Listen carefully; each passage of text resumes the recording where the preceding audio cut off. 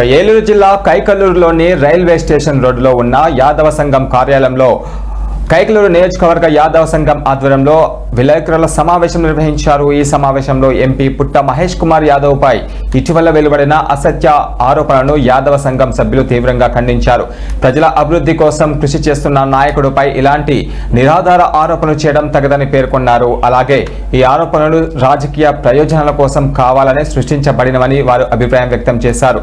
ప్రజలు ఇలాంటి తప్పుడు ప్రచారాలను నమ్మరని, నిజాయితీ గల నాయకత్వానికి యాదవ సంఘం ఎల్లప్పుడూ అండగా ఉంటుందని వారు స్పష్టం చేశారు.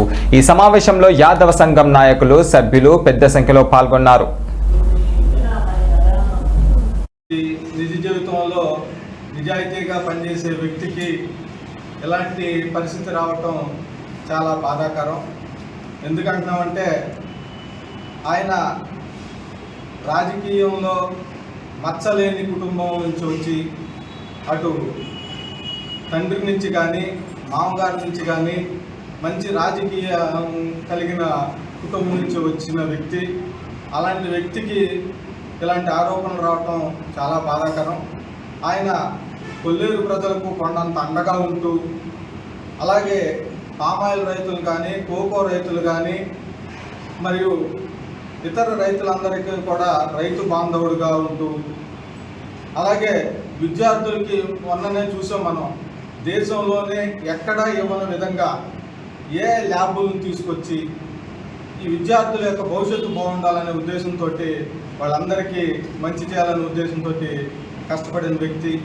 ఎవరైతే ఎక్కువగా ఆయన గురించి ప్రచారం చేస్తున్నారో వాళ్ళని ఒక్కసారి ఏలూరు పార్లమెంట్ ఏ సెంటర్కి అయినా వెళ్ళి ఆయన ఎటువంటి వ్యక్తో తెలుసుకోవాలని నేను కోరుకుంటున్నాను.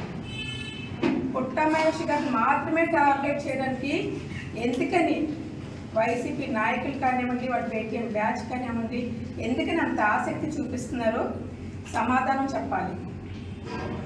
అక్కడ ఆర్గనైజ్ చేసిన వ్యక్తి, లేదంటే అక్కడ పార్టీలోకి డ్రగ్స్ని అనుమతించినటువంటి వ్యక్తి, లేదంటే గాలిలో కార్పులు చేసినటువంటి వ్యక్తి, వాళ్ళందరినీ కూడా వదిలేసి ఓన్లీ పుట్ట మహేష్ గారిని మాత్రమే టార్గెట్ చేసుకుంటూ